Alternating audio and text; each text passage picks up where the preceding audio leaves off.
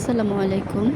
এই পৃথিবীতে আল্লাহ তাআলা প্রত্যেকটা মানুষের জীবনকে সুখ ও দুঃখকে পাশাপাশি করে দিয়েছেন। কিন্তু পরকালে আল্লাহ তাআলা সুখ ও দুঃখকে আলাদা করে দিবেন।